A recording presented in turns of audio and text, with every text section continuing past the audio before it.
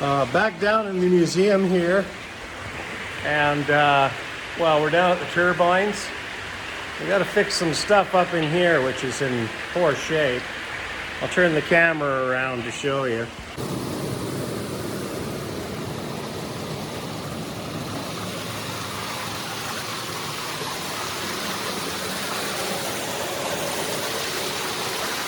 Okay, so we got to bring the concrete down into the basement.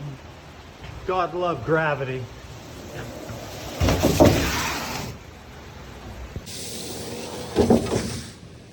Okay, well, we got the forms in, and that's a little bit above high water. We pump the interior, and then we'll pour concrete. So we got a heavy day tomorrow mixing. So we'll be mixing, well, 40 bags. Got a mixer. Buckets. It's going to be the bucket brigade. That's all there is to it. And they're opening up the dam on Monday, so we have to have it done at least so we don't have to crawl down in there. Just outside the building, we're pouring concrete, and just thought I'd show you. So the width of that face there is 4 feet. That's the base of the wall is 4 feet high till it goes to the second store, and it steps to 3. I'll show you more of the building as we pour our forms. So we've pumped out our forms, which are sealed with insulation gasket. So we put these on the bottom, things that go on your pipes, you know, to keep them from freezing. And we pump the form out. We start adding concrete. I'll show you bits of the building as we move along.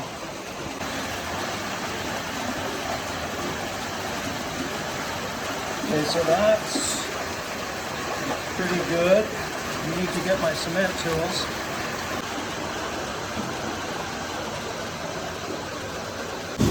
So as I said, she's a 4-foot base. Now you can see some modern work here, where they chip the corner, to make a nice straight line.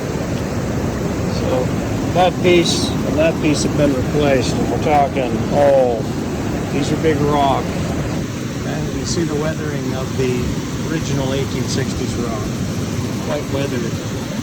But what's nice is the corner of that building is just beautifully straight. We're just waiting for concrete to set. What I thought was quite interesting is there's a little pipe coming out here, and that's just the pressure from the river right in the tank. You'd think it'd be, hook a pipe up here and you could run plumbing in your house. Well, you know, with a little kid that can hold the dike hold with his finger, it's supposed to show you. Although there's volume, there isn't a lot of pressure.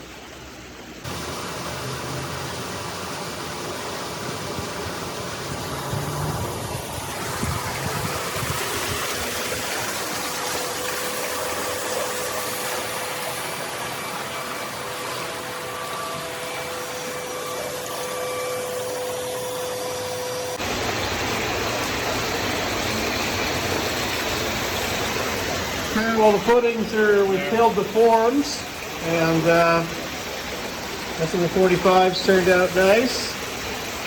We're going to let these cure for 28 days before we actually put any major weight. This actually has quite a bit of weight, and so we're going to timber frame up a new structure to support the main works, which these are pretty big. I'll show you upstairs. Those are 14 by 24, so that's 14 by 48 beams and doubles there. At any rate, pretty happy. Our technique worked for pouring underwater. Absolutely perfect. No issues whatsoever. Look at that. Perfect. So, you know, one there, that's low water. That's high water. So we're a good couple inch, good foot above high water. And very anchored. So let's see if we can get ourselves timbers to support that scarp, which has no support currently. And that secondary beam is not reaching the other beam. So lots of work. So we're just setting up a laser. I don't know if you can see it. Sort of see it there, so we can get our markings on this beam so that we can come back later and do that work. Our piers are good. We're just doing the rudimentary layout so that when we set up scaffolding, we don't have to work down below. We already got all of our marks up top. So you can really see the nature of that connection is pretty bad. You can actually see it's collapsed quite a bit. So we're going to fix. That's generally where that pier is. You see that? Sorry, I'll come back out. But basically this is the biggest, worst part. This timber right here does not actually reach to the other side. It's just sort of suspended. So Andrew's transferring those marks up with the laser beam from these two piers. We'll do all the marking, and then we're going to cut corbel. Okay, so this is the beam we're trying to support. I suspect there might have been a column at this location, and the ice took it away, mostly because maybe the ends got soft, but also just not a real, what I'd call real good work, not in keeping with this work. Look at how much support is on this beam. Why don't you grab that big 12 by 12, Andrew? You guys see it shaking? It's moving all the way back there? It's even moving over here just a little bit. You can see it there. I'll try to zoom in. Andrew, give it a jiggle. I am. Yeah, not holding too good. We'll have to fix that. 12 by 12s for the posts and the timber frame that we need to do. We're just going to get some latent water out of here. Got a great yard up in Lanark that they got tons of material. This stuff's been drying for 8 years, which is usually the problem with big timbers if you can find them. Looks like we got a butt log in here, which is pretty nice grade for a 12 by 12, as you can see. Yeah, they're about 70 years old, these logs. Yeah, we counted the rings. It looks like they grew a little fast at the beginning, Don't really slow down until about here. But well behaved, nice, no twist. And we're leaving the surface on this because this is circular sawmill, and it's the last circular sawmill that I know of. Okay, so I got to make some posts for the museum, except these posts have to be telescopic. So we're going to use what's called a wedge tenon, but not the type of wedge tenon you're accustomed to. This one actually extends the lengths and can be adjusted for different heights because we don't know the heights. So many adjustments have been made in the structure that we can't actually pick a height. We have to correct floors as they go and then come back and jack up. So we're making a wooden type of telepost. So we're going to rough out the ends with a chainsaw, and then we'll head to the saw.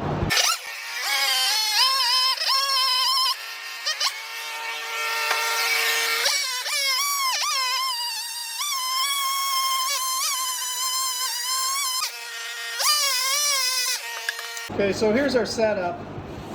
We have a 4-degree slope inwards and a 4-degree slope this way. That'll lock a tenon in here and it'll make much more sense. It's going to leave us a 2-inch, roughly, we'll have to do that with handwork, right? A 2-inch tenon that will socket, and the wedges can push the bolster block.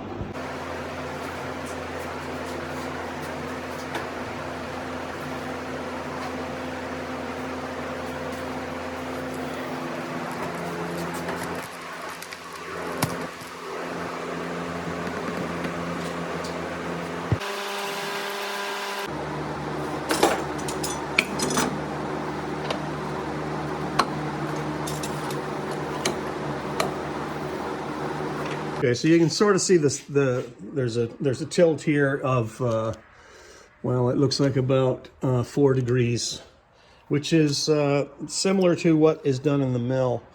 Now, the wedges are going to bear on the end grain, and I want a nice clean cut. This stuff's dry, not green, so it'd be a little harder to do with chisels. I don't have a skill saw big enough to do it, but I do have a radial arm saw big enough to do the cheat cut, which I want nice and clean. And yeah, you know, if these timbers were any longer, this process wouldn't work at all.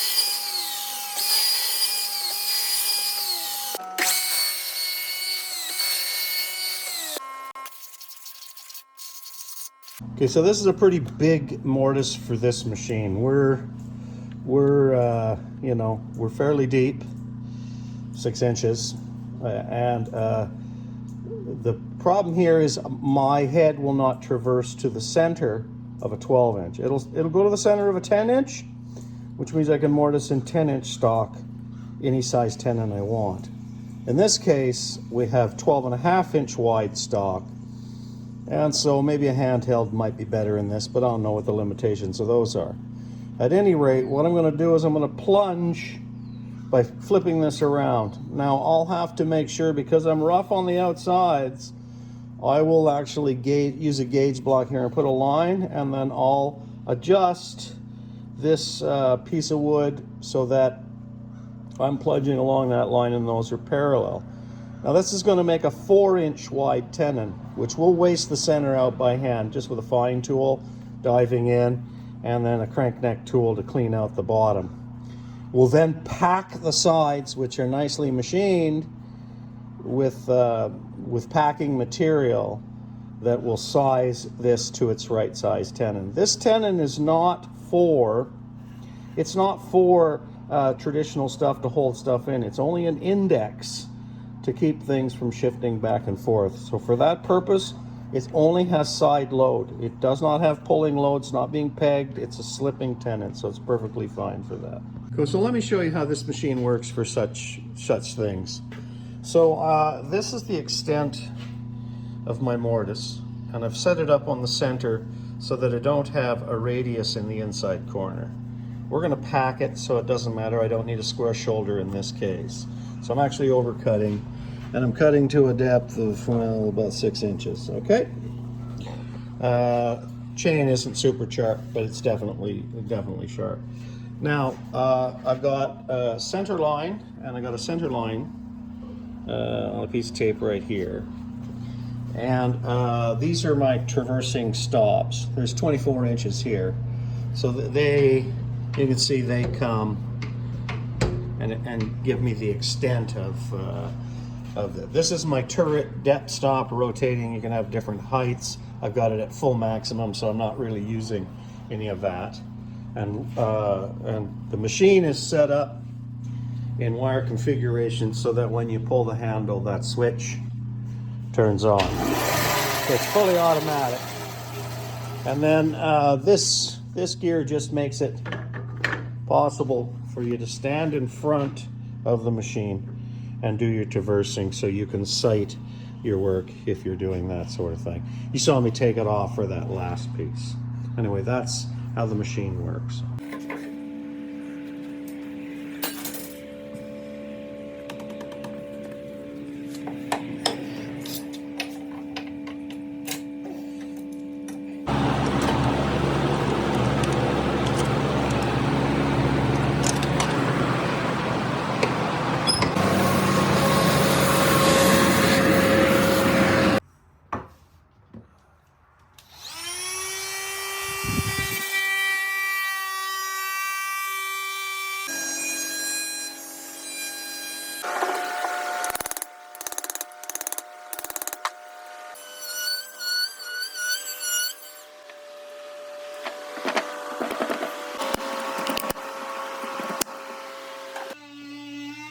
Nice little Sheffield strength nut for cleaning the bottoms. Didn't need to buy anything. Okay, so the mortiser wasn't big enough, so we're going to line this. We're going to make a pocket. And so these will just draw in and fill up and make the mortise. Okay? And we'll pound these into place. Hammer here. And once again, all of this was because my mortiser could not reach into the middle. Now this mortise here is not going to be seen anyway, so I'll put some fillers in here to maintain the distance while it sets, the glue sets. And we'll let that sit, and then we'll see how well it fits the mortise. Okay, so check out how I did this packing. So what we did was we just, that's actually quite great because we have a gauge block for our tenon. So we just run wood through the jointer, or thickness planer I should say, until we sneak up on the fit we want, and then we glue the cheeks in. It's going to bear any capacity that has to bear on this. It still bears because that goes down to the very, the bottom. It's glued in place. It probably wouldn't need to be glued in place because it's trapped, and your tenon and your socket cover it all up. So it has full bearing surface. And the reason I did it only was because my chain couldn't come to the very center here, right? So now I got a nice fit. Here you can see it better. So we've packaged it in, right? So I think this is a good fit here. Mortise a little wide at the top, nice to get in. But when I say, a little bit at the top, right?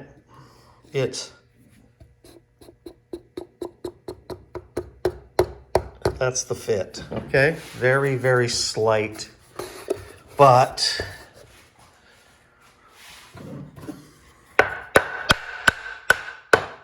pounds in.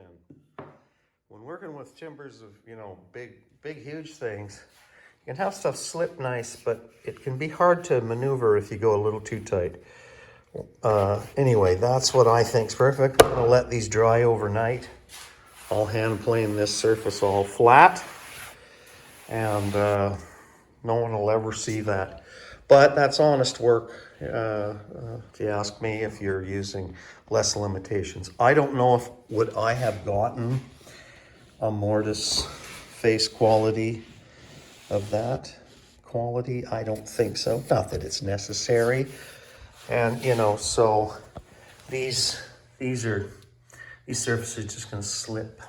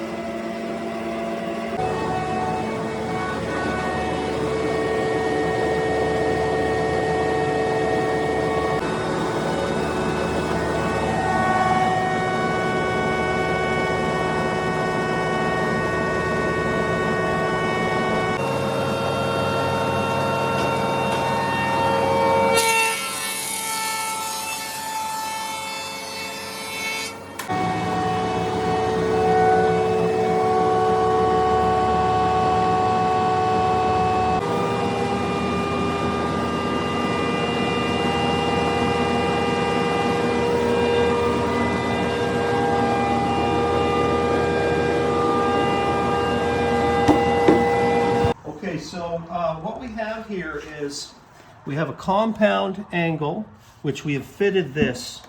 Now this has to be perfectly 90 to the timber for it to bolster blocks. Basically, we're making a level, and I find this is the easy. So what we've done is we have a little set-off mark on the timber, and you can see it here. This is our set-off mark, and so we place that on.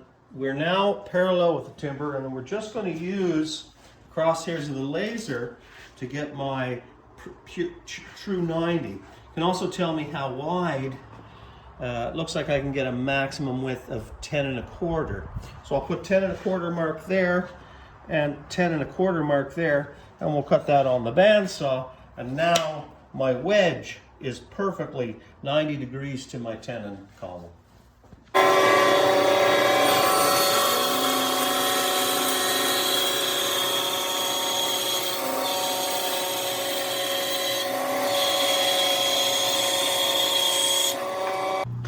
Okay, so we're looking for parallel, 10 3/8. 10 3/8. We can fine tune it on the jointer, that's just the saw mark. But I'm going to do both of these together, then we'll pack them out, we'll bring those faces, and we'll make sure that they are in plane with each other so that they work in unison. Anyway, so how this works is we can drive these wedges in, and that will drive up the bolster block.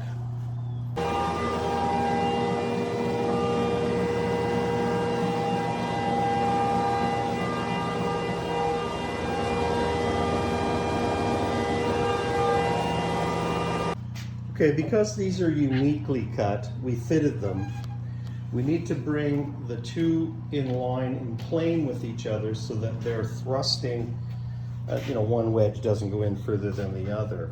And so what we've used is we've just spacered off our shoulders on both of them, lined up. We've lined up this way, end to end, and now we'll gauge them so that they're lifting and making sure that this plane, both of those are in plane with each other. So it's, it's not rough carpentry, guys. It's not cedar shims. This is proper work, right? So Andrew's just marking up the right. He brings that over and he marks up, and then we'll rip that one down. And now they're going to drive in unison. Won't be one sticking out further this way or that way. And then we'll also make sure that they're bearing. One's not a little off or a little off. We want them to both shoot up and push up at 90 degrees.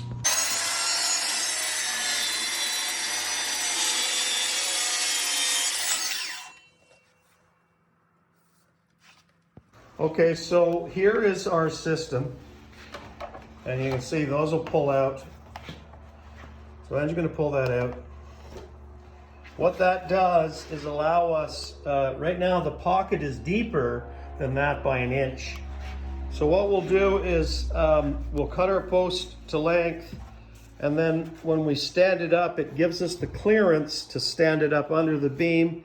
Then we expand it, and that's what our lock is. So this is a telescoping telepost, and we'll drive these in on site, the big hammer. And once we get where we think there's enough, I want to load these, because we have 4 stories above these.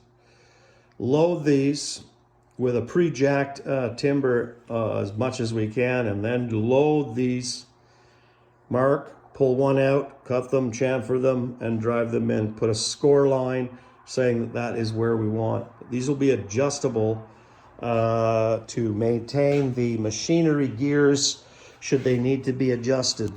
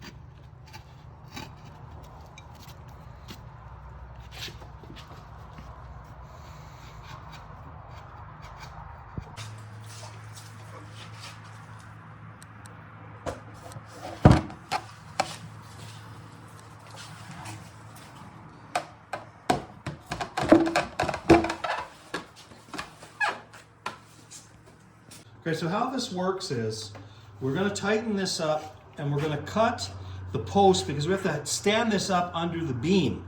There's not really any way. We calculated that the beam needs to be an inch shorter so that it can tip up under the beam. So then the pivot, this will pull back out, and the wedges will then drive the bolster block up into the ceiling from both sides. You can see it, it's moving. Okay, once we've got her jacked up, we'll cut these to where we want to be. We'll drive fasteners up into here, and we'll peg them with oak pegs. And then our wedges should clear those pegs. And that is our telescopic timber post for 4 stories plus a 2,000-pound machine, not to mention all of the dead load. Okay, so we're down in the river here.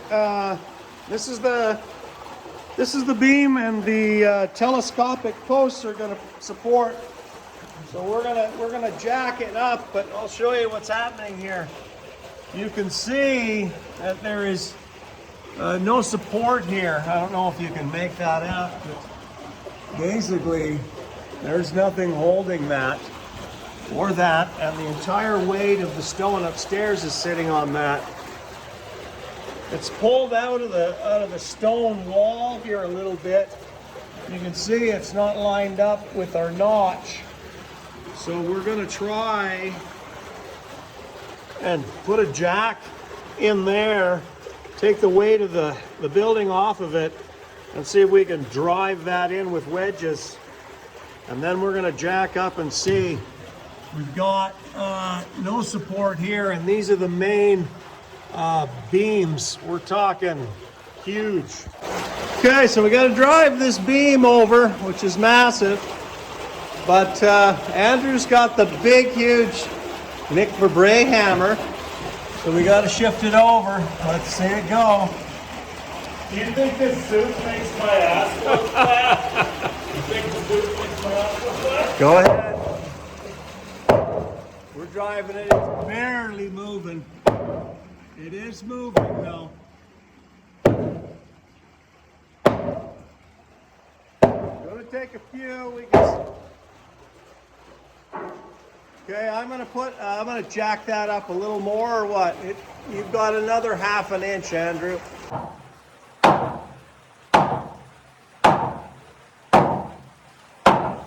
Okay, so we're gonna try to straighten up the beam. It's got a joint in it. It's straight to here. Sorry, I'm moving the laser, but you can see it's off quite a bit. Got to bring that end out about 1.5 inches. So Andrew's gonna go over there. Before we jack it up, we don't want any problems. Now, there's a lot of weight. There's a lot of weight on that one. Even though it's a 5-ton jack, that's all we could fit in there. The 20-ton wouldn't fit in, but it was enough to drive it over. Okay, so now we're just straightening the beam. You can see it's on our laser, right? So here's our laser. It's the edge of the beam. That's the edge of the beam up there. And we're straight.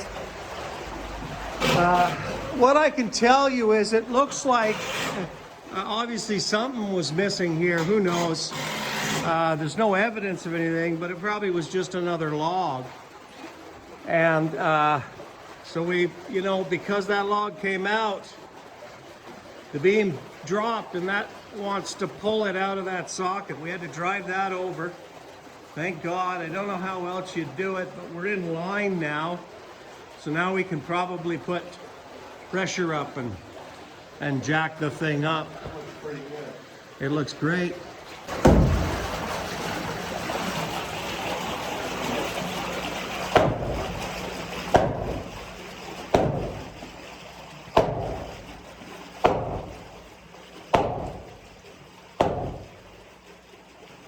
Sounds pretty solid. Am I going to pound on that side? That's not moving much anymore. I'll check the pump and see if it's taking weight off of it.